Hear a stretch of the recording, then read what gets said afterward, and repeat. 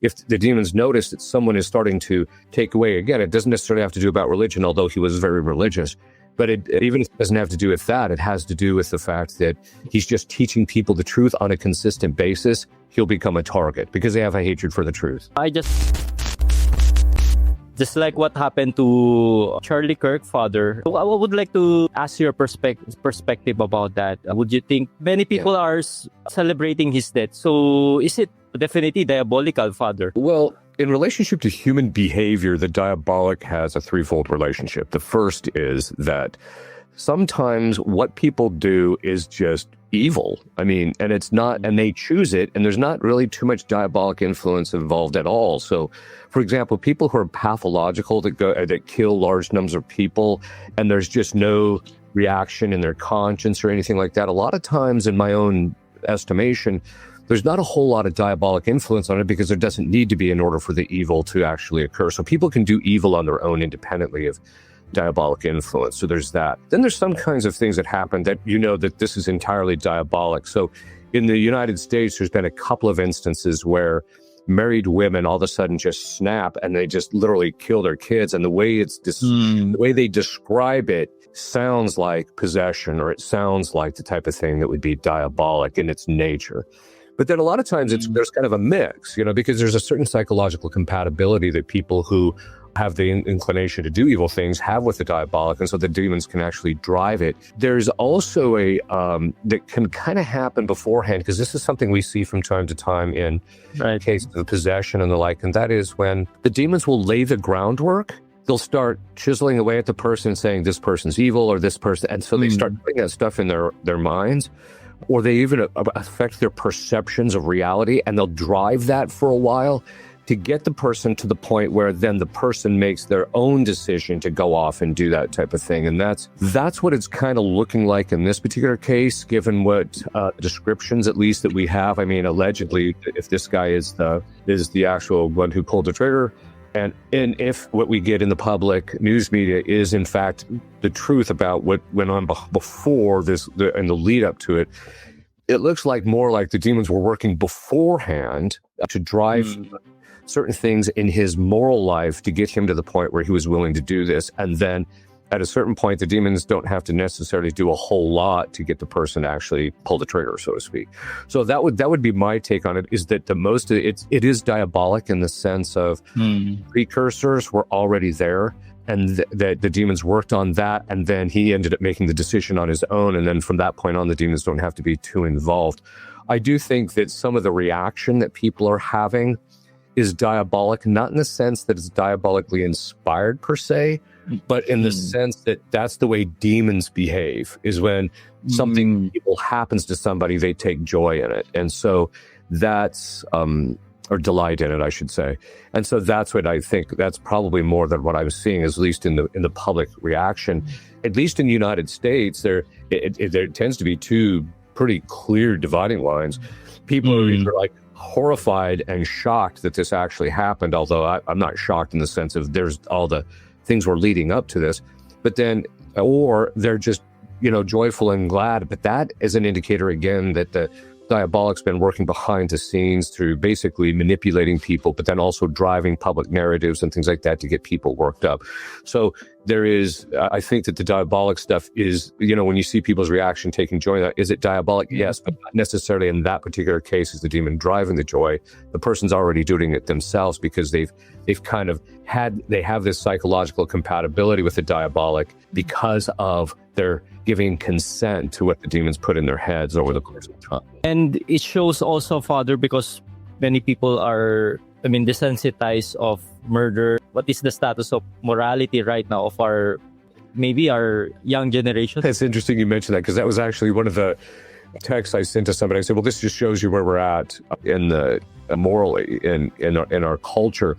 But I think a lot of it has to do with the fact that, at least in this country, because I did do a conference on what's called the sixth generation, which is the generational spirits as time went on, which people can find on YouTube. But what we're finding is that the millennials, even though they're not, you don't see millennials doing this. It tends to be Gen Zs, that is the ones that are younger. But you see this even among the millennials.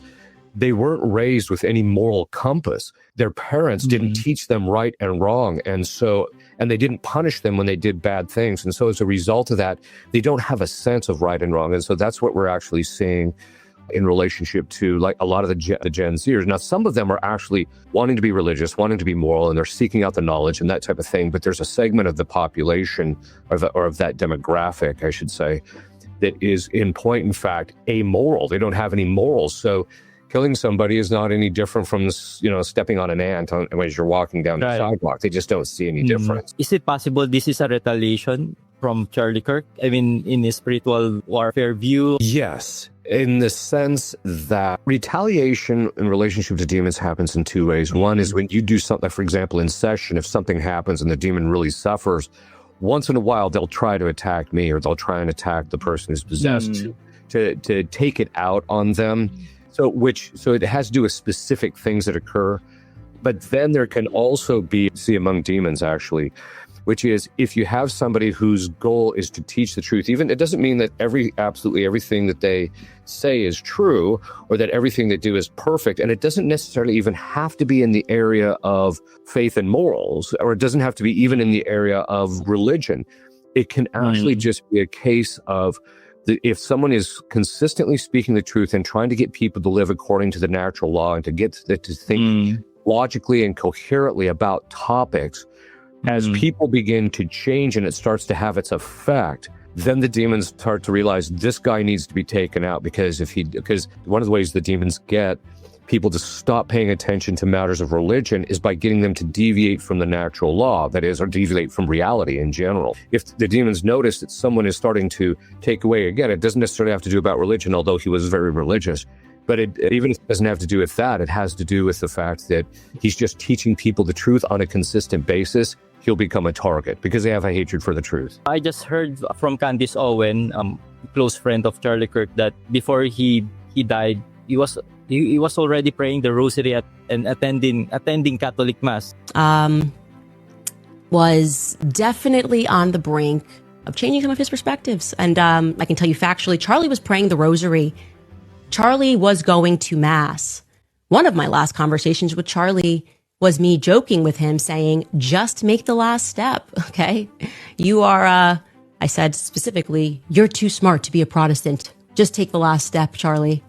He says, ha ha. He was speaking about Mary. There were some pictures that actually circulated on the internet of him being at Mass. So I think that he was there. I think he was heading in that direction. I'm not sure how far along. A little while ago, I'm not sure when, he was actually asked if he, why he didn't become Catholic. And he basically said that he was a bit put off by the Marxist leanings of the Holy Father. This is France. But I think over the course of time, I think eventually he did. And this actually tells us something, Adrian, which is when people have a desire to know the truth and they pursue the truth, and they really want to know what it is, and they're willing to follow the truth regardless of the personal cost, which I think Charlie was there. I think he was that kind of an individual. Eventually, they're going to end up a Catholic. It's inevitable. And so I think that he was heading down that way. Whether he had, some people say he was already in OCIA and he was already, coming into the church, that type of thing. That I don't have any knowledge of, but I would not be surprised if that were the case. Right. And Candice mentioned that she tell a joke to Charlie, their last conversation, that he was so intelligent to become a Protestant. Being a Protestant. Well, and I'm sure you've probably noticed this pattern as well.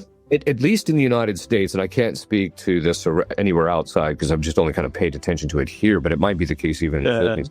But what we find is that the intellectuals, the Protestant intellectuals in the United States, who are real serious intellectuals and really do their research, they all end up becoming Catholic in the end. And what's surprising me, Father, because I searched the background of the killer, Tyler Robinson, and also the last shooting in Minneapolis, which is Robin Westman. They are both from conservative family. Robin Westman I heard that his family was attending TLM. What happened? Well, it can be two things. One, it can be free will. The other thing is sometimes it has to do with the fact that a lot of times people don't want to lead good moral lives, and so they kind of snap at a certain point and deviate from what their parents are. at least on a diabolic level, I'm not saying this is the case in all of these. In fact, I wouldn't really know without really digging into the case and asking lots of questions to the people that knew him, etc., or knew them. That a lot of times what will happen is that the person, even though they might be in conservative families, there's an area of their moral life that's a problem, and it usually has to do with the Sixth Commandment. Usually it has to do with pornography. That's the kind of the consistent. So they start watching pornography, or they do that kind of thing. And then as they're watching the pornography, that's when the demons get their foot in the door, and then that's when they start driving these deviations from their formation or their upbringing. I'm not saying that's the case in all of this. It could be, or it could just be one of the factors where there could be also, they start listening to the other side of these discussions, and then the demons step in and then kind of incline them to do it, etc. So there could be a number of different factors that come into it, but it can be diabolic in that sense. I'm not saying it always is,